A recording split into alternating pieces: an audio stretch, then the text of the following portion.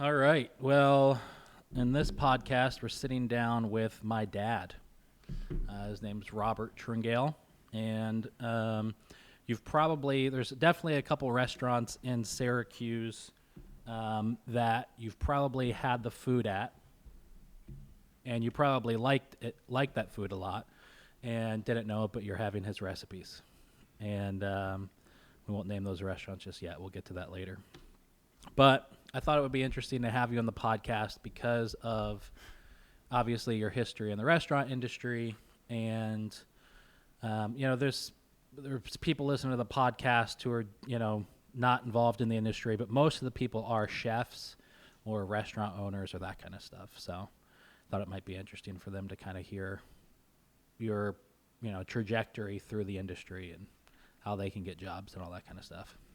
So for those of the listeners who don't know, how did you first get started in the industry? Like, what college did you go to out of high school? Well, I graduated from Bryant College at the time. It's now Bryant University. And my major was actually business administration with a major concentration in hospitality. Just pull the mic a little bit closer to you. And so that's my education. I bachelor's degree in it. And where's Bryant? Bryant's it was started out in downtown Providence, Rhode Island, and then moved, like it would be from here to Cicero. It wound up a little bit north of Providence. Is it Johnson and Wales that's also in Providence? Yeah, Johnson and Wales is in Providence, great culinary school. And back in the day, I won't age myself exactly right here, but they weren't real well known at the time. Johnson and Wales wasn't? Johnson and Wales was not. At least I didn't know about it. So, the premier school has always been Cornell for management, for hospitality management. Their hotel school, very, very good, very famous school. And, of course, the CIA for culinary. And your degree was in hospitality management? Well, it was actually business administration with a concentration in hospitality management. Yeah. And so you graduated in 74, 75? Yeah, 1974 I graduated. And what was your first job out of the gates from that? I sold roofing and siding. Did you really? Yeah.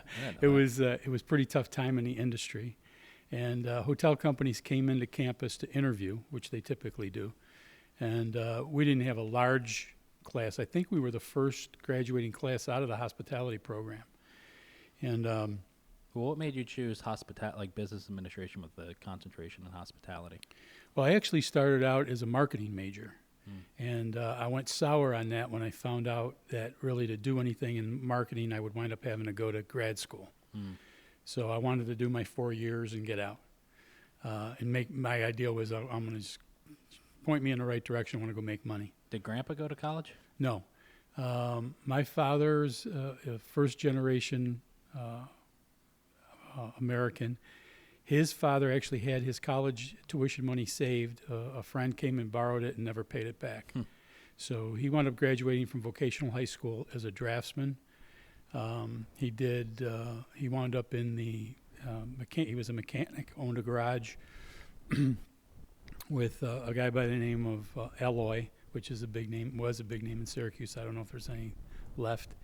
And from there, he wound up in the jukebox and pinball machine business, which was very interesting. He did that for 40 years with the same partner. Grandpa did. Yep. Yeah.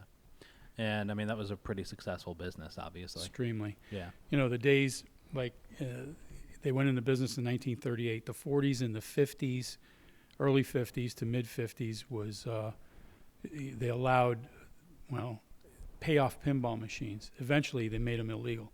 But it was technically a form of gambling. And it was huge business. Yeah. Yeah. I'm going to, just because the air conditioning, I think, is so I'm just going to adjust this real quick. Is that okay? Yeah, it's good. There. So Grandpa didn't go to school. Grandma obviously didn't go to school, right? No, she had to leave before. She might have gone to 1 or 2 years of high school and had to leave because she had a sister who was sick. Both parents were working, so she had to take care of her sister. Yeah. So you graduated and you were selling siding and roofing. Were you back here? No, I actually moved to Boston. Okay. I came back for, I just graduated, took a couple months off, wound up going back to Boston, moved in with two other guys that I knew from Bryant that actually had graduated ahead of me, and was looking for a job in the industry, but it was tough. When those hotel companies came to the campus to interview, the score was that all they were doing, we called them silverware counters. Basically, you were in training, and it was a start at ground zero kind of thing, which really didn't bother me a whole lot, but I just felt like there wasn't a whole lot of future in that, and I was more interested in the food end of it than I was the hotel end of it. So I just went off and did my own thing. So you're in Boston selling roofing and siding. Yep. How long did you do that for?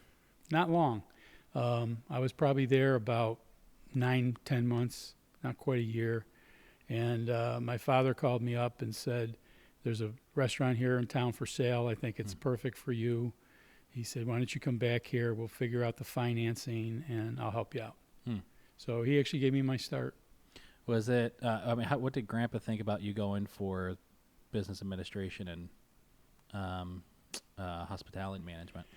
Well, when I first went, of course, like I said, it was a marketing major, and he never, and I had two older brothers, and he never really pushed us in any direction.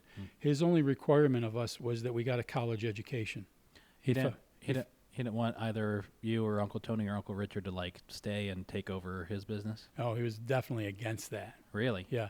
He felt like he had a great run in his business and that things were changing. And he was right, but he was off by about 10 or 15 years because with the evolution of the at-home video games, the coin-operated business kind of did drop off. Yeah. Huh. So he saw it coming. Yeah. He was really a guy before his time. He did a couple things that were real interesting before his time, and made some great money. And then because he was so far out of himself, he couldn't keep all the money he made. Put it that way.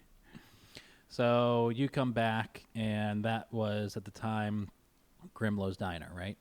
Yeah, I came back. Grimlow's was a diner on West Genesee Street, one door away from Kerner Ford, next to Louis Goodman Chrysler. People from that era will remember that. Yeah. That was all Automobile Row. Yeah. And it still is today, but there was no suburban dealers then. Everything was right there.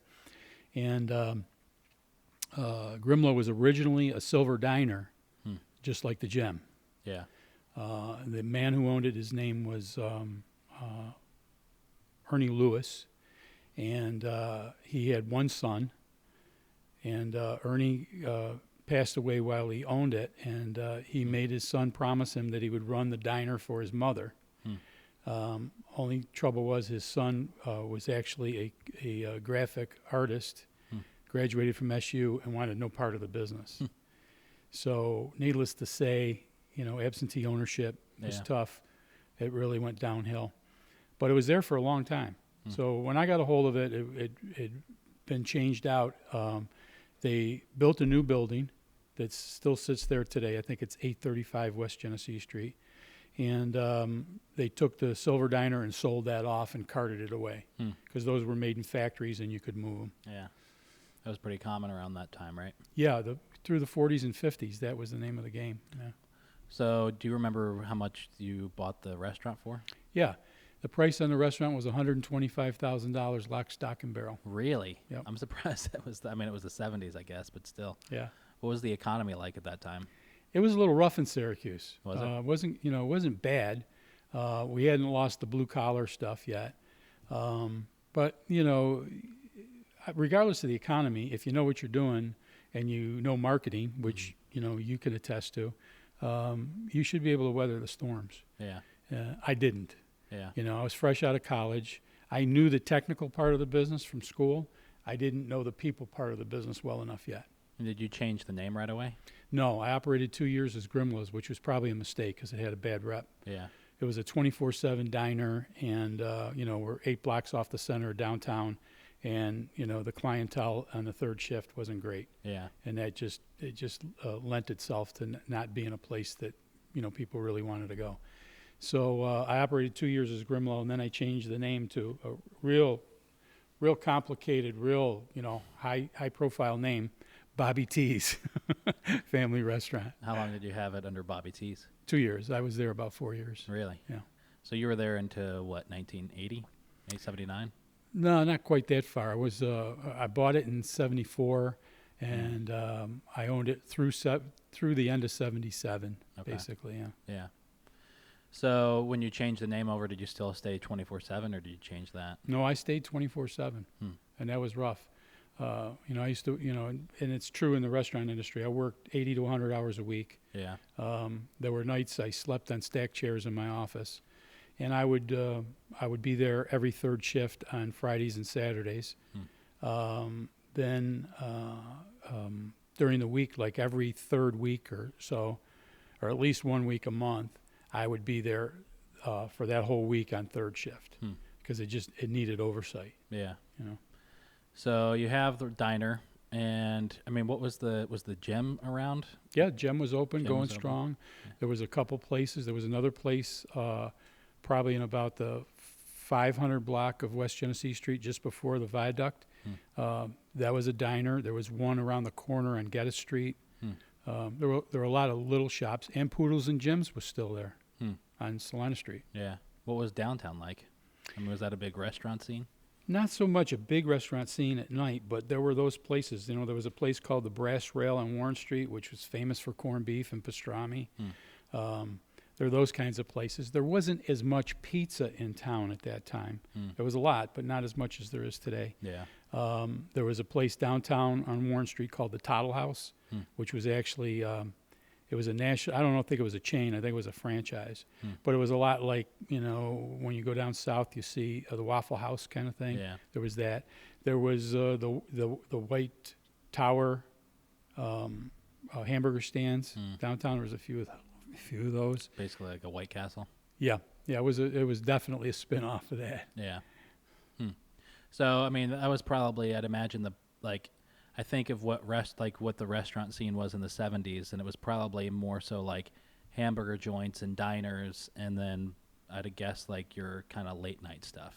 Yeah, there was, but there was a strong Italian influence at that point in time too. Grimaldi's was on Erie Boulevard East at the time, and that's the original, the guy from Utica, of which the people that work for him, there's probably been 7 or 8 of them that have gone out on their own from there. So he trained a lot of people. And I knew a lot of, because of my dad's business, I knew a lot of people in the industry, restaurant owners some who were chefs, some who were not. He had a restaurant in his building on Charles Avenue in Salve called the Candlelight Inn, and was owned by a man by the name of John Malitti. John's brother Vito actually started the In Between. He was the first guy in that building. So, and those were, the Candlelight Inn was actually an Italian menu. Yeah. The Tassones were still, they were in the business at the time. They had a restaurant combination bakery on Park, Park where all the highway is and all the viaducts there by the mall. Yeah. So yeah, there was a lot of food competition. Tom's, the Clam Bar. Yeah. That was there then. There's a lot of stuff. Yeah. Yeah. So you had that, and then you sold it, right? Yeah, well, I actually went out of business. Okay. And tried to keep afloat as long as I could. I went out of business. I did not bankrupt. We just shut the doors. Yeah. But we owned the property, my dad and I, and we kept it. And I immediately started interviewing for jobs out of town, and I felt like I needed to go the corporate route at that point. I had the education for it. I had the degree, and I had the experience, having owned my own for basically 4 years. Yeah. Because I actually worked at Grimlow for about 3 or 4 months before the purchase actually occurred. Okay. So I was there about 4 years. And so what was that job after you shut down? First one was for a chain called Mr. Steak. Yeah. That doesn't exist anymore. That was like a Kirby's, right? Yeah. Matter of fact, Kirby's is what Mr. Steak became. The local franchisee of Mr. Steak, when Mr. Steak went out of business, changed it over to Kirby's. So it was a sit-down, choice beef, no salad bar, because the competition in that field was Ponderosa and Bonanza at the time with the big food bars and salad bars, and their meat product was not choice. It was all, treated meat, tenderized and stuff. So Mr. Steak, at the height of Mr. Steak, they had about close to 400 restaurants nationally. Most of them were franchised. I think we were right around 100 were company owned. It did not have a strong presence in the East. Yeah. So I went to work for them. I was supposed to go up to the northwest of the country in Oregon to manage a company-owned restaurant. And while I was in training for them, they changed their plans, and instead they sold that to a franchise group, and they decided to not open any more company-owned restaurants. So they wound up, they offered me a job in their quality assurance department, which meant, and I did openings. So for them, I traveled the country. I inspected existing restaurants to make sure that all the standards were kept up, and I opened new units for franchisees. A couple of company owned, but mostly franchised. Where were they headquartered out of? Denver. Denver. Okay. Yeah. And then where were you based out of when you were working for them out of training? Well, Denver was it was crazy. Denver was like a 3-month training program, which I thought was real redundant for someone who owned his own place for 4 years, but I did it anyway. And was that like a lot of basics, like how to, or was it more like their company stuff? Yeah, anybody who's familiar with the chains, it's like McDonald's Hamburger University kind of thing. They teach you all about their product and their menu. They teach you their paperwork system, what their standards are. So I actually home-based out of Northern Virginia, but I flew into Denver on a regular basis. So in that, I was for about a 2.5-year period between Mr. Steak and the next job was with Holiday Inn corporately out of Memphis, Tennessee. I didn't even have my own residence. I lived with my brother and his wife in Northern Virginia. I was home 5 nights, not consecutively, in 5 months. Yeah. Always on the road. And even with Holiday Inn, when I had time off, when I wasn't on the road, I stayed in the Holiday Inn. All my stuff was in storage. So, when you were talking about the training, kind of the redundancy, it just kind of made me think, well, I guess, I don't know. I mean, what was the reason that you closed Bobby T's? Was it just, obviously it was lack of business, but, when you were in the training program, do you think, was there things that you were learning that you were thinking, if I knew that, maybe Bobby T's would have stayed open, or was it just the climate at the time? It's a good question. I think it was a combination of things. It was, number one, the famous problem in the industry, and I was undercapitalized. The day I took over Grimlow's, there was about $200 in the safe, and that's what I started with. Wow. So when I look back on that, I was really behind the 8 ball, and I didn't understand that. Yeah. So, and my dad did help me with the purchase and all. Yeah. But I never used him as a bank. I never went back to the well. I wouldn't do that. So I just, I tried to tough it out. Yeah. The things that I found out where I made my mistakes was with people, with staff. Okay. I understood hospitality. I was always had a bent toward that. That's just kind of my character. But because of other events that happened in my life, that actually became more pronounced as I got older. Matter of fact, at the end of when I had the diner on Genesee Street, I had some people would call it a religious experience. I had an experience with Christ, and that kind of set me on the road where the hospitality that was already in me and in my character became pronounced. So, I'm a disciple of hospitality and the industry from the standpoint of don't worry about the money, take care of the customer. Yeah.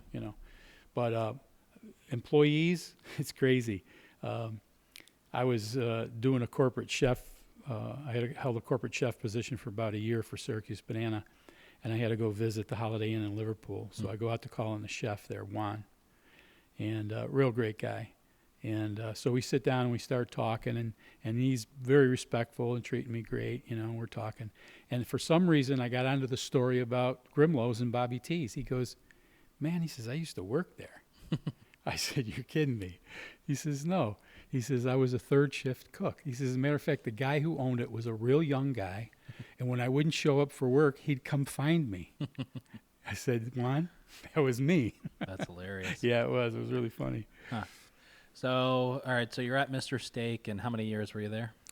I was there about a little over a year, but a year and a half, and I got recruited by Holiday Inn Okay. to do almost the same kind of thing. Yeah.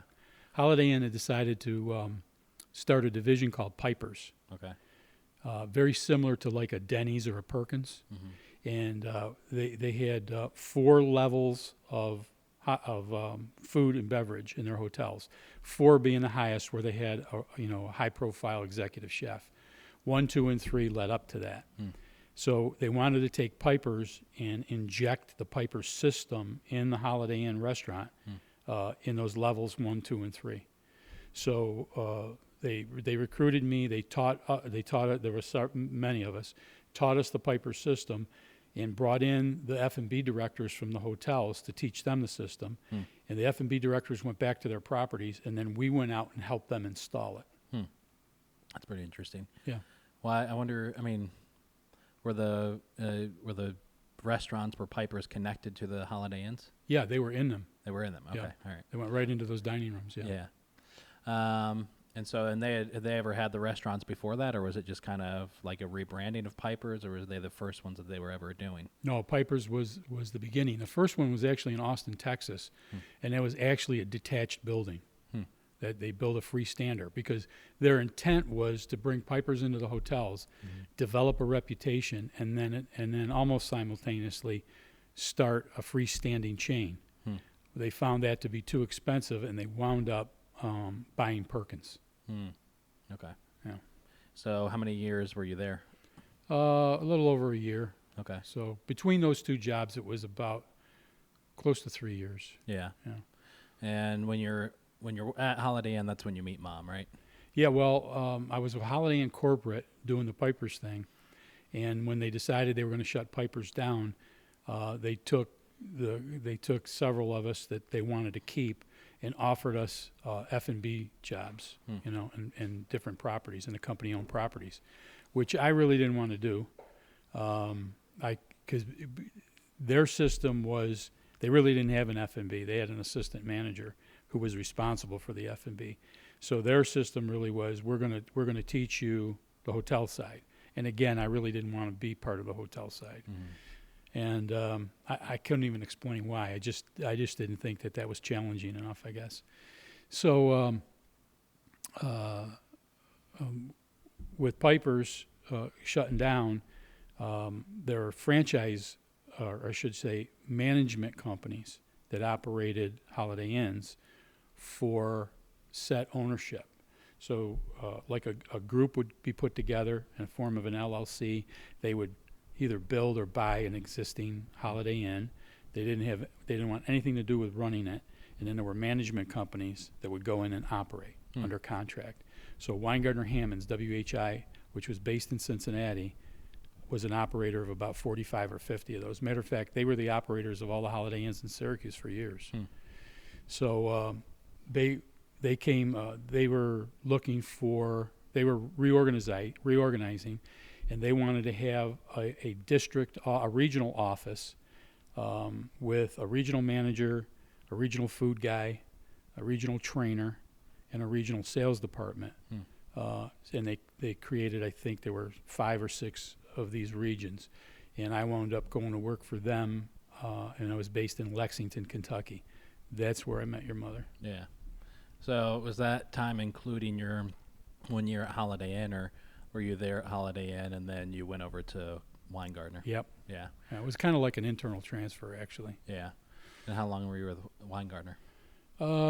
That's a great question. I forget the timing. Let's see. It was probably about 2 years, because when we got married in 1980, I was working for them. And then shortly after that, I got recruited by the group in Washington, D.C. for Pizzeria Uno. Yeah. So I always tell people this, and I've probably been saying it incorrectly, but I always tell people that you were a part owner in the first ever franchised Pizzeria Uno in the country. Well, technically, I was. It was actually the second franchise ever sold, but the first one opened. It's in Georgetown. It's still there. Oh, really? Yeah. And when they recruited me, it was a requirement in the franchise agreement that whoever the director of operations was had to have 10% ownership minimum. Yeah. So you got recruited by them. Yeah, I got recruited by them. There was a group of about 7 businessmen that brought that franchise into Georgetown, and being the first. First of all, the Uno's franchise, you have to understand, even though it was a famous Chicago pizzeria, Uno and Due in Chicago, they were not the franchisor. There was a man in Boston who owned 25 KFC franchises through New England, and a very wealthy guy. And he pestered Ike Sewell, the founder of Uno's. He pestered him until he agreed to license it out. So we're being, one of the first franchises opened. They didn't even have one of their own open. Obviously, we were a real testing ground. Yeah, for sure. They were. So I didn't get involved with that until they had been open about 7 or 8 months. And they quickly recruited me because they were losing money hand over fist. Was Craig Miller involved in that from the beginning? Yeah, Craig was. He did all the. Craig, at the time was a very well-known interior designer, and did a lot of congressional work in the Capitol building, and he did the inside of the Uno's, and they couldn't pay him, so he took ownership, and he wound up being chairman of the board. So they were losing money, and he knew me through my brother, and he recruited me there. I said, well, I'll come take a look, but I'm not interested in being in the pizza business, right? Because I'm thinking pizzeria, And I had been to Chicago and heard about Uno's, but I had never been in that original Uno's at that point. So they flew your mom and I from Lexington up to D.C., and we went in. Ronald Reagan had just been elected president. It's 1980, and they brought the pizza to the table, and I took one bite, and I said, I'm in. It's a great product. Yeah. So how long were you there at Pizzeria Uno? We were there, let me think. We were there about a year. It was a disaster. We had a disastrous occurrence. A lot of things occurred. I had to really change the operation around. The management structure was way top heavy. I had to change all that. I brought in a man that I had worked with both at Mr. Steak and at Holiday Inn, who knew his stuff. I brought him in. I was the DO. I was the director of operations for the group because we had the rights to all Washington, Baltimore. And so I brought him to operate the first one, and I knew that he would wind up being a multi-unit operator. He had that experience. And so I brought him in, and when on a Sunday afternoon, we had an armed robbery. And the restaurant had just opened. And during the armed robbery, a waiter got shot. Oh. And he wound up losing about 7-8 feet of his intestines in surgery. Wow. The way that the ownership responded to that, because by that point in time, Craig was no longer chairman of the board. He was actually getting bought out. The 3 minority partners became the majority partners, and they were okay people. They were good people.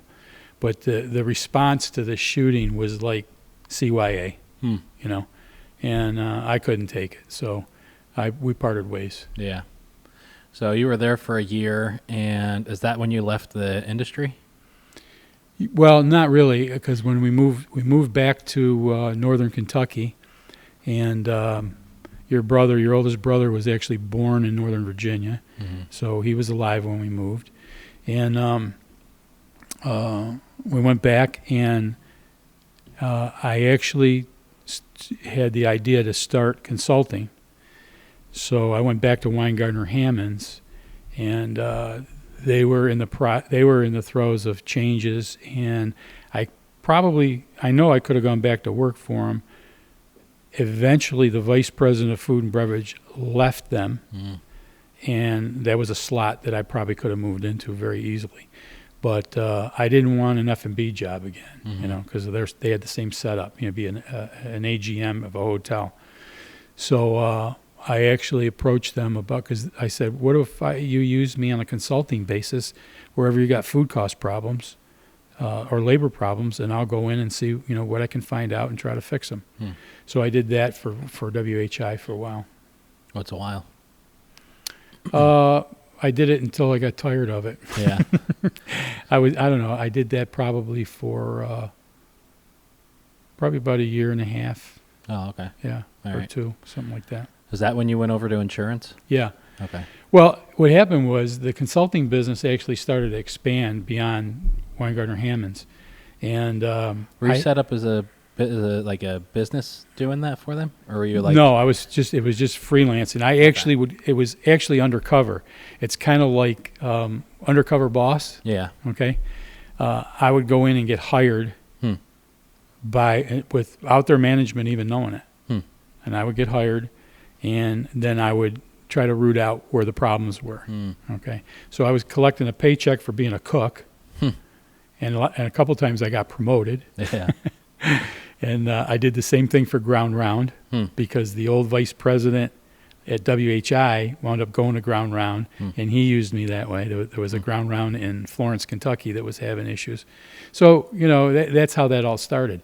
But I started moving over into doing consulting for independents, and I realized that there was a real gap with these people as far as not only understanding P&L statements and balance sheets, but also protecting themselves financially and how they would pass that business on, either to sell it or to have the next generation take it over. Yeah. So my oldest brother, having been, in the financial industry since college, he knew all that stuff. And I got a little bit of education from him, and I also started selling health insurance. Prudential had used Cincinnati as their first test market for HMOs. So because I had a client base, they wanted me to go sell, their health product. That's how all that integrated. Gotcha. Yeah. Okay. It's funny just talking about Uncle Tony, who had, the financial and nobody knew anything about profit and loss statements and the financial. I was on the Syracuse.com. It's actually not going to be any longer, but Brent Axe, who's a big sports, newscaster around here, I think he's on the local ESPN radio. But anyways, he had a podcast called Stick to Syracuse. As of right now, it still exists. In 2 episodes, he went from a sports theme to then business and music in Syracuse. Now they're having him go back to sports because I don't know why. But anyways, I was on his podcast. He interviewed me, and I did say something stupid. He asked me about chain restaurants and, what I thought about them. And I said, listen, I go to Dunkin' Donuts sometimes and, stuff like that. Nobody really cares about that except for my boss. But so I was going to say, I think chain restaurants do a much better job because they have, CEOs and people with their MBA, people who are calling the shots, marketing companies and things like that. Somebody opens up a small business, small restaurant, one-off restaurant. Maybe they don't know what they're talking about or doing. They don't know anything about finances or very little or marketing. Obviously, that's a very broad statement for an entire industry, and it's probably only a few, but it goes to reason that, there's people out there that are running restaurants that are just opening it because they have a hope or a dream or want to go work for themselves and get this money out, but they don't really know what it takes to run a business or how to get business.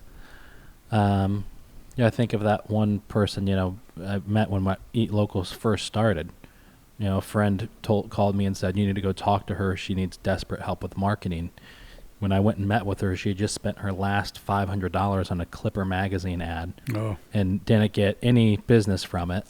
And she was telling me her story of how she got started. And she was like, I made this, and all my friends and family said I made the best one they'd ever had. And everybody kept telling me I should open a restaurant. And I've always wanted to own a restaurant and just cook for people and work that way. And so she did it, but she was in one of the worst locations in Syracuse, making a bad decision to spend $500 on clip, and now she's out of business. But it's just amazing how many people go into the restaurant industry as owners and don't know anything about or know very little about those things. Yeah, and there's different motivations, right? So there's chef owners are kind of a different breed, and me being a chef, obviously, it's a creative thing. We work with our hands. We get to build a plate and send it out and get immediate feedback. Yeah, and that's great. A carpenter or a plumber or a bricklayer, they got to wait till they go through the whole project, and then they get their accolades. So, but it's the same thing. It's working with your hands, and it's creativity. Yeah, and it's not just creativity. You have to be able to pull off the other part of the job, which is, okay, you're on the cook line. It's Friday night. You're going to put out 150 to 250 dinners tonight, if you're lucky. and they all got to be on point. Yeah, for sure. Right? And they all got to be timed right. Yeah. And it takes a crew to do that. Yeah. And the chef's responsible for that kitchen crew. So, all those things come into play. So now you got a chef. He's creative. He's good. He's really good. He can knock out some killer food. All right. But what does he know about the business aspect? Yeah. And that's what you're talking about. What does he know about marketing? One of the things that used to bother me when I owned my first restaurant was I could never discipline myself to get ahead in my marketing plan. So I used to sit down and say, well, why aren't I planning marketing out for the next 6 months? Yeah. Why am I only doing it for the next 6 weeks? Right. That kind of thing. Or 6 days. Yeah. In some cases. Well, what was the marketing plan like back in the 70s? It was print media. It was radio. Yeah. If you could afford it, television. Right. That was it. There was word of mouth. Yeah. You could do, we did everything. We did coupons. Being on Automobile Row, we go to the dealerships, to the salesman, give them, tickets come in, you bring in a guest, we give you a dessert, or, all those kinds of things. And then in your specials and your meal plans, those were really the draw. Yeah. So like when I had the diner, I decided I needed to learn how to break my own beef, how to butcher. And I had the space for it, and I had the equipment for it. So I brought a butcher in, and he taught me. He taught my head cook and I.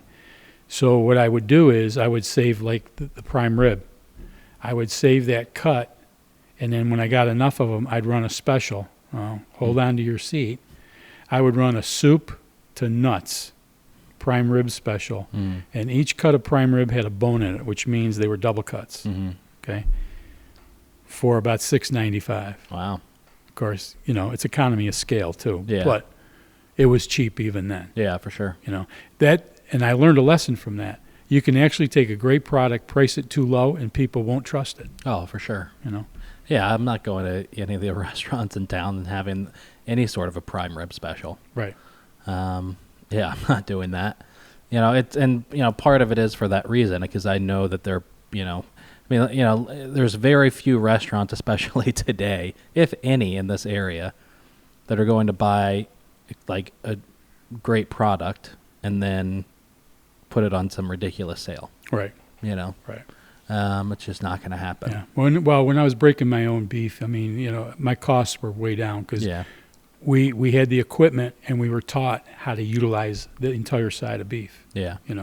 And back then we didn't use soup bases. We had stock pots on the stove all day and night long. So we used all that. Yeah. All right. So you're in Northern Kentucky, Cincinnati. You're doing the consulting, and you're also selling the health insurance through Prudential. So that's kind of when you made the transition into insurance. Yeah. They actually roped me into the life business, but which was fine. It was okay for a while. I still did a little bit of restaurant consulting during that time period, but I never really marketed it. And how many years were you at Prudential? Oh, wow. Well, between Prudential and the next company, probably a total of, I'd say 3 or 4. Yeah. And then where'd you go from there? I actually just kicked up the consulting business again. Because you weren't back into actually in a kitchen, right, until Yeah, Till well, the diner. I did some of the kitchen stuff then, but I bought the restaurant Yeah. in northern Kentucky and turned it into the old chili, the famous Cincinnati chili. It was what they called the chili parlor. It was a chili restaurant. What was the name of that place? Did it start with an S? I forget the name of it now. But anyway, I turned that into a diner, into a New York style diner. And You remember that? Yeah. What year was that? I don't know. What were you, 7, 8 years old? I don't remember. I've always the years. My stories of it have fluctuated from like 7 to 11, but I forget how many years existed before. Well, Gabe and Robert started Heritage. Yeah, and I didn't have it then. No, it's shortly after, or maybe a year after. So Robert Robert started Heritage when he was a freshman. Yeah. So Robert had to have been a sophomore. And Yeah, so I was Gabe at was eighth grade, and I was 4 years behind Gabe. Yeah, So I would have been fourth grade. I don't know how old you are in your fourth grade, but yeah, I would have been around fourth grade when you opened it. yeah. And so that was, Jesus, what was that? Well, if you were 8, you were born in 86. Yeah, let's say it was 8. Yeah, so it was 92, 94. Somewhere in there. So, and I was homeschooled. That's why I said 92, everybody. So Syracuse Diner, right? So that was the name of the place. Yes. So how did that come about? How did you get the idea to open? I mean, had you always wanted to own a restaurant? I was actually consulting for those people. Oh, were you? Yeah. Okay. And they were having some issues. A husband, wife owned it. She got diagnosed with a really horrible disease, and they wanted to get out. And I tried to sell it for them. I couldn't sell it for them. So I negotiated a deal. Yeah. And I just felt like it was time to try myself at that. Doing a New York style thing in northern Kentucky. Yeah. Which wasn't bad, but it wasn't great. Yeah. Yeah. There was a few months of rehabbing the inside and things like that. I know. Yeah, it was a couple months. We totally redid it. We made it look as much as 50-ish as we could without the stainless steel. Yeah. And we didn't change much on the inside. We updated equipment, that kind of thing. And, of course, revamped, went in with a whole new menu. Did keep chili on the menu. Yeah. You could still get, 2 ways, 3 ways, 4 ways, and chili dogs and all that. Yeah. Those of you who haven't been to Cincinnati before or ever had that before, I think actually the Wegmans around here sells Skyline chili, so you can go find it there, the canned stuff. But it's this weird chili. Just go buy a can and open it up, and you'll figure it out. But a 2-way, 3-way for all of you Sicilians and Italians listening, hold your breath. But it's spaghetti with mustard. No mustard. No mustard. No, it's the chili, the cheese, and then you can keep going. Onions, garlic, beans. But all that's on top of a bed of spaghetti. Yep. And that's Cincinnati chili. Yep. So it's good. Don't knock it till you try it. Yeah, well, you kind of get an acquired taste. Yeah. When I first had it, I thought it was horrid. All right. And after a while, you couldn't go a week without it. Yeah. So how long? Syracuse was open just a year, correct? Yeah. Well, a little bit longer than a year. Okay. And my memories are basically, I remember, I forget the timing, but I just remember going up there midday at some point. I remember washing dishes, and in my memory, I feel like there was stacks of dishes because we didn't have a dishwasher in the morning, or there may have only been one time, and I just remember doing it every day. And then I remember there was like a lull from like 3 to 4. We hardly had anybody on, right? There was like no cook, no waitress, no dishwasher. Right, it was me. Yeah, and I remember taking orders for like kids that would walk up from Heritage. Yeah, from school. Yeah. I'll never forget. I would always do it, and like there was that one table. They would always sit in that corner booth, and they never tipped. And you went out one day and yelled at them for not tipping me. Oh man, yeah, that was quite an experience. Of course, you were good on the video games. You learned how to open the cash register. Yeah, that may have been why the business closed, because I stole so many quarters. And get quarters. Yeah. No, actually, the reason the business shut down was business wasn't great. Number one, I wasn't making the kind of money I wanted to make, and I had a partner who bombed out on me. Yeah. So it was too many hours, and you guys were young. Mom had her business, and she had just got done being sick. Did Mom have what was the name of it? Guillain Barre. No, not the business. Oh, Billy's. It was Billy's. Yeah, well, It was Billy's too. Yeah. Yeah. I just didn't know that she had that at the same time. I don't Yeah, know. it all overlapped. It was crazy. Yeah. So, but the landlord came to me and said he'd been offered a lot of money for the property, and I had a lease. Yeah. And he said, there'll be some money in this for you if you want to sell out the lease, and then I can sell out the property. Huh. So we negotiated, and that's what we did. Oh, I didn't know that. Yeah. Did it go? What did it turn into after that? Was it a car lot? No. Car lot. Yeah, It was a car lot, right? Some kind of national used car company. Yeah, it was like a JD Byrider or something like that. Yeah. Yeah. So, what was? What do you think about having the diner in Kentucky? I mean, because you had Italian food. I mean, I don't think there was ever a diner like that in Kentucky. No. And what shocked me was some of the items that became the best sellers. Like I did a frittata the right way, Yeah. the real way, and it was our number one seller. Yeah. We did veggie and we did one with meat. And, of course, we did, my sausage recipe, Yeah. that kind of thing. But I liked doing it. We had great success with, some of those food items. That really was, the food was great. It wasn't a problem with the food. It was the ingress, egress in the parking lot, number one, and then we weren't big enough. I didn't have enough seats. If I had more seats, at the busy times, people aren't going to wait in line forever. Yeah. And that was one of the issues. But we did good volume, and we did some turns in there. I would love someday to go to and get a factory built diner. They still make them. Yeah. And plant one in northern Kentucky somewhere. Yeah. The food trucks is basically like the modern day equivalent for that nowadays. Yes. Yeah. There's so many companies that do factory that build them like that for a lot less money. Yeah. Well, maybe not in some cases. Yeah. Those, I mean, if you're gonna go buy crazy. a diner today, you're talking $1 million if you want like 160 seats. Yeah. And I'd imagine a food truck today is probably between like 40 to upwards from that. Oh yeah. Yeah, 40 is probably on the really low end. Yeah. Well, they go all the way up to the tractor trailers. Yeah. That have a full kitchen in the back of them. Yeah. It's amazing. Yeah. I'd love to have. I think I would like to have a trailer. There's a place in Rockland. I just know because I've seen it on our Eat Local Instagram for Rockland County, but it's called Bongo's Fries, I think, and it's basically just a trailer that he's turned. It's one guy that runs it. He owns it, and he's got like 2 deep fryers, I think, and maybe just one, but maybe I think 2. But anyways, it's just French fries. Yeah. From like poutine and dessert ones to just regular ones, and that's all it is. Wow. And it looks good. It doesn't look like trash like some do. Yeah. There's one here in Syracuse called Blueberries and Lace, I think, and I can't think of her name for the life of me, which I'm sorry because she's attended our photography class and whatnot. But anyways, she does like teas and coffees and stuff like that and pastries, and hers is a trailer. It looks good, but there's also people who took like old U-Hauls and turned them into food trucks, and they look like trash. Yeah. But yeah. Yeah. All right. So you had Cereos, and then how long was it before we moved here? Well, we moved here in 2000. Well, we moved here in 2001. 2001. Yeah. Yeah, that summer.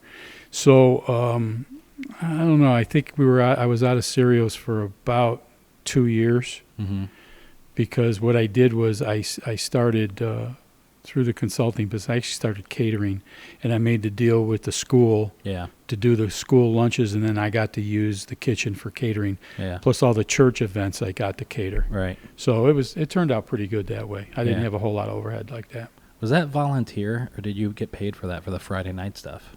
Well, Friday night was actually volunteer, but they paid for all the food, obviously, and I got a little bit of override at the school lunch kind of thing. You guys got free tuition. Yeah. And my catering I could do out of there with no overhead. Gotcha. So I didn't even have to pay a utility bill there. So. Yeah. So, and then we came to Syracuse. Yep, and we came back here because of your grandparents. Yeah. Grandpa was bedridden. Yeah. And Grandma was all alone. Yeah. Well, Grandpa was at St. Camillus, right? Yeah, but he was bedridden. And then he was there. I forget. We took him home, and we came up here in August of that year because you had to start school. and Mom was finishing up a job for a chiropractor down in Kentucky. Mm-hmm. And so we came up to get you into school. And we went through the winter, right? No, that November. It was that very November we took Grandpa home. So we came here, Grandpa comes home in November, and then was your first restaurant thing up here Francesca's? Yes. Trying to remember. Yes, I think it was. So we knew the family through Grandpa. They used to, right? Well, that's the Angeloro family. Yeah. And young George, who owns Francesca's, his grandfather was Julie Angeloro. Mm-hmm. And the corner of North Salina and Butternut, there's a building, I think there's a Renaissance Center in it now. He had a business called W.O. Zishang, and it was a sports, like fishing. You go there, buy fishing stuff and guns and hunting rifles. He was the Remington dealer for the whole Northeast. Really? For a while. Yeah, he was very big in that. Huh. And he had originally started out in the jukebox and pinball machine business. Oh, okay. So when he married his wife, who was Frances, that's who the restaurant's named after, Francesca. He said, "What do you want for a wedding gift?" And she said, "I want you to sell that business," because it had the overtones of mafia and all that, gambling and all that stuff. Yeah. So my father bought it from him. Oh, really? Yeah, Dad and his partner Fred Stott from Auburn, they bought that route. So they bought 2 or 3 routes and combined them over the years. But that was, and they remain good friends. As a matter of fact, Julie Angeloro is your Uncle Tony's godfather. Oh, really? Yeah. Oh, that's wild. Yeah. So they contacted you. How did they even know that you were back here or anything like that? Well, George's father, I call him Big George. Yeah. Okay. He kept in contact with Grandpa because he was helping him with his Medicare insurance and that kind of stuff. So we got talking one day, and he was telling me about his son opening the restaurant and giving me the whole history on it. And he knew my background, and he said, "Why don't you come take a look at it?" Mm-hmm. And that's really how it started. Aren't they brothers that opened it? Well, George has a fraternal twin brother named Gary. Yeah. And they really weren't partners. George had a high school friend who was going to go in partnership with him. And then for whatever reason, that didn't work out. Yeah. So George did it on his own. And I offered to, help him with the opening. And I offered to be the opening chef because the chef they had lined up, I get something happened there. I don't know what it was. Yeah. So I offered a chef for it. And I had, through my consulting business back in Cincinnati, I had 2 or 3 gigs there where I was a chef. Yeah. Where I operated as a chef. I have no formal culinary training. Mm-hmm. Everything I learned either through my mother and grandmother. Yeah. Or experimenting on my own. But the greatest experience I had in that regard was when I worked for Holiday Inn Corporate in Memphis, when we were doing the Piper's menu. They had hired several European chefs who became regional managers. And they came to the test kitchen there, and I got to work in the test kitchen with these European guys. And that was phenomenal experience. That was great experience. Yeah. So that's how all that developed. And then I wound up, I did the training of the first staff at Francesca's and helped hire. We did that first year. We did the Festa Italiana before we opened, which was a great idea. It was great marketing. Yeah, our booth was right next to Antonio's. Oh, was it? Yeah, so we had good traffic, and the food went over great. It was a collaborative effort, and between the Angeloros and me, we pulled it off. So yeah, it was good. Yeah, I remember being in the space before it opened, and I remember being at the festival. Yep. That kind of stuff. And you guys, I think I remember there was a big water kettle down there because they were making steam jacketed kettle. Yeah. I made them bring it down. Right. Because we were doing gnocchi, right? Vodka gnocchis. Yeah. Yeah. I remember that. And I remember seeing it was my first ever experience with knowing that if you don't watch your pot of pasta that it's going to boil over. I probably turned my back a couple times. Yeah. So, and how do you know Chance Bear? Was he was working at Francesca's at the time, right? Yeah, well, I had met Chance through, I think, the Chefs Association, and then also when I was helping Syracuse Banana, I had called on him a couple times when he was at the restaurant in Montgomery. But that was after Francesca's, right? I think, no, I don't know. I'm not sure if it was before or after. I thought he worked at Francesca's with you. No, not with me. He was a chef at Francesca's, but that was way after me. Oh, okay, Yeah, gotcha. yeah. And then how do you know Eamon Lee? Same way, through Maine's, when Eamon was at Yeah. Maine's, and I met him through the Chef Association, a couple of meetings and stuff. So, yeah, Eamon's a great guy. So is Chance. They're wonderful guys. Yeah. So both of them been on the podcast. So how long were you at Francesca's cooking?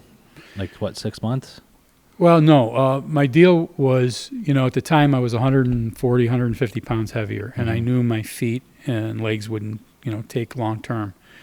So my deal with George was I'll give you up to 6 months as long as I can take it. Yeah. Okay. I'll guarantee you a minimum of 3. And, they were concerned about what would happen after I left because it was a chef-driven menu. I said, well, you know what? We'll hire a really good sous chef. And if he's not versed in the Italian stuff, I'll just teach it to him, because if he's a good sous chef, he'll pick it up quick. And that's what we did. We hired John Pache, who had been the chef at Riley's for 13 years. And he walked in off the street, and I was ecstatic. So John came in. We worked well together. The things that he had to watch me do, he did, and he pulled it off pretty good. And from there, did you take a break, or were you still? You took a break, right, before you went up to like the ones after that. I remember Sportside 31. Yeah. Well, I was kind of beat up from Francesca's. Those were because I was there for probably 4 or 5 months before we opened. Yeah.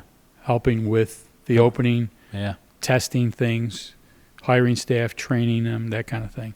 So, that was almost not quite a year's gig, with Francesca's. And then after that, I took some time off. And, of course, Grandpa had already passed, but, we were taking care of Grandma at that time. Yeah. And so I was just trying to catch up. And, then I started to remarket myself. I did a couple of simple things, wrote a couple menus and that. And then I got, through word of mouth, I got the opening at Sportside 31. Yeah. And went up there and, redid basically internally the whole operation. Yeah, that place was a shit show, right? When I got in there, it was rough. Yeah. It was really rough. And so I redid the menu. I put them in the barbecue business. Yeah. And it really started to go well. But one of these situations where you got an owner who wasn't really geared to the restaurant industry, or hospitality industry, I should say, and was making kind of decisions based on money, which sometimes you have to do, but you're not always. Yeah. So he hired a guy that trashed the whole menu that I had just taken months to write and put in place and train, and I wrote the specs for. Yeah. I wrote a manual there that to this day you could take that manual and go start a chain restaurant. Yeah. And you've helped out little restaurants here and there throughout the past few years. I get calls from purveyors and salesmen. Yeah. I got this client. They're asking about this. They're asking about that, and I'll go help. I'll write a menu and that kind of thing. So if you could go back to any of the restaurants, let's say, before Francesca's and back, or whatever it is you owned or worked in, is there one thing that you've thought of that you would have done differently? Wow, done differently. When you look back like that, there's a lot of things you do differently. But the one where I think I really screwed up was Uno's. Really? Yeah, I should have never walked on that job. I should have stayed there. I had the 10% ownership. We had the rights to Baltimore, Washington. I should have waited that whole thing out.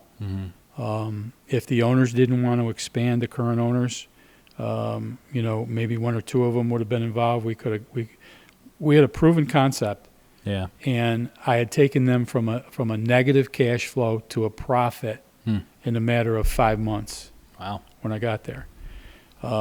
Their negative cash flow, I think, was I want to say 70, 80 grand, and I had them 80 grand to the good in 5 months. Wow. And that's, a lot of that was because they were top heavy and it was costing them a lot of labor, but the other part was paying attention to business, the details. That pizza product, when it's done correctly, is a great product. Yeah. The problem is that it gets diluted, over time by different people not paying attention to the details. But it really is a good product. You still have the pans? Yeah, I got some pans. Yeah. And I still got the recipes too. But I changed. I like the sausage recipe. I used their sausage mix. I just made it a little bit hotter, a little bit more red pepper. Yeah. Which went over real well. But their dough is different than most pizza shops. It's a twice baked pizza. Yeah. So you portion your dough out and spread it in the pan like a pie crust, and then the whole thing gets covered with sliced mozzarella and pushed into it. Then that goes through the conveyorized oven, and then they get held. Half of those are cheese only, half of them are with Italian sausage. And when you put the sausage in that pizza, it covers the entire bottom of the pizza. Yeah. So we had 4 size pizzas originally on the menu. The large pizza weighed 7 pounds of product, not including the pan. So, 6 pounds. It was a pound per slice. Wow. And we had to take that off the menu because it was just, the proportions were just way out of whack. That's crazy. If they didn't order the Uno. Yeah. So they went down to 3 sizes. I think they're down to 2 now. But they changed their formula. I mean, the chain went through a bankruptcy. Yeah. When they started out, the lunch menu was horrendous. All we had was salads and these lousy, few sandwiches that were lousy. I actually put frittatas on the menu in Georgetown, and it increased our business, and they started to sell. Wow. And we just did the same thing. We just took eggs, Yeah. beat them up, put them in the pan with the other ingredients, and sent them through the oven. It's great. Yeah. So, what do you? What's one thing that you wish you would see different in some of the restaurants that are out there today? Well, I've said this for a long time. You've heard me say it. You can have a restaurant with mediocre food and great service, and they'll be successful. Yeah. And you can put a very talented chef in the back and put out some high-quality food and have lousy service, and it's going to fail. Yeah. Front of the house is super critical. And when I did my chain days, I realized through that experience what the difference between an independent restaurant and a chain operation was. And the difference is the personality in the front of the house. And that is super critical. One of the best front end men I'd seen in a long, long time was Johnny. His last name escapes me, but he had Johnny's on Geddes Street, where Stratamia is now. And he was a wonderful front of the house guy. And he was a Grimaldi disciple. That's the kind of front end you want to run. Yeah. Jack's Reef Hotel, when Harry D'Imperio and Marie D'Imperio owned it and ran it, she was in the kitchen and did a great job. Would qualify as a chef in anybody's kitchen today. And Harry was front of the house. Yeah. And he was a character and a personality, and people loved that. I know they've closed and they've recently reopened, and thank God the person that reopened them isn't there after just a few short months, because he was destroying that place. Yeah. Well, Ralph Del Piore Jr. bought it from Harry D'Imperio, and the Del Piore family was a great food family. That's Poodles and Jims. Yeah. And Ralph's father, Ralph Sr., was a wonderful chef. He owned several places over the years. And Ralph learned a lot from him. And Ralph wound up buying Jack's Reef from Harry. And Ralph was a front of the house guy. He was a great personality, And he actually had his uncle Jimmy Stagnita from Poodles and Jims in the kitchen with him. Yeah. And those guys, they know food. They put it out, but they also knew the front of the house. Yeah. And if I miss anything in the restaurant industry in this town, it's that kind of personality in the front. Yeah. You get a little bit of that at Joey's. His brother Rick's in the front of the house a lot now. when Joey's there, because I don't think he works many nights. If he does, he's usually in the kitchen, but he's there during the days. I mean, you learn that these guys, they love what they do. They love the hospitality business, and they want to make you feel like you want to be there. Yeah. That's critical. Do you have an all-time favorite restaurant in Syracuse? Currently or all time? All time. Oh, wow. There's a couple of them. There's one, wasn't in Syracuse, it was in Cortland. And there was one in Auburn. The one in Cortland was called the Little Italian Kitchen. And they had veal parms and chicken parms and that kind of stuff. They didn't do the real high-end stuff. But they took a casserole dish, a good-sized one, and they sautéed everything and put it in a casserole dish and sauced it lightly, and then did a boatload of cheese in them and stuck them in the oven and browned the cheese on top. I remember as a kid, I'd be drooling before we got there. Yeah. And I'd walk in the door, and when the waitress would come to the table, she goes, "Don't even talk. I know what you want." Yeah. It'd be one of those. Those were great restaurants. The Candlelight Inn in my dad's building on Charles Avenue, the chef there was a lady by the name of Jeannie Mancini. And she was a German woman who had been married to Luigi Mancini, obviously an Italian guy.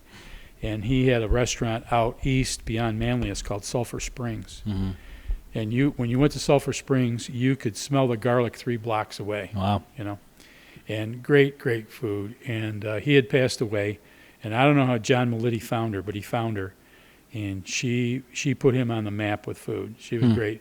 Matter of fact, there was a dish I put on the menu at Francesca's called Steak Mancini, which is steak Italian style with not sauce, but a Madeira wine reduction. And, the onions and peppers and mushrooms and garlic and that kind of thing. And she taught me that dish. And I've made that everywhere I went. That's funny. And I put that on the menu there. I wonder if that's still on the menu there. Well, I knew it was for some time after I left, but I don't know if it still is. Well, thank you so much for taking the time. Yeah, I'm feel honored that you asked me. I just, just for the independent people out there, I think that, I don't want to say it's an uphill battle, but it's an everyday, you got to keep, the mark, the target in front of you. Yeah. And you got to be shooting at that target. And it's all about the detail. It's all about making sure that the food is correct, right, the place is clean, and that the service is superb. Yeah, I mean, I don't think this is probably true in every small business, but I mean, not knowing how some other businesses are run, but I'd say it's probably most true for the restaurant industry. Unless you're very, very, very lucky, you're not going to open up a restaurant and one day be able to make enough money in that to step out and turn have somebody else, like put it on cruise control. Yeah. You're going to be in that place all the time. Well, you look at the guys who are successful today, and they've been around a long time. Yeah. Joey's been out there over 30 years. Yeah, for sure. These guys, they've been there. They've seen it up, they've seen it down. Joey's done a lot of different restaurants, and they weren't all, successful, obviously. Right. But, he's in his wheelhouse. Yeah. And he knows what he's doing.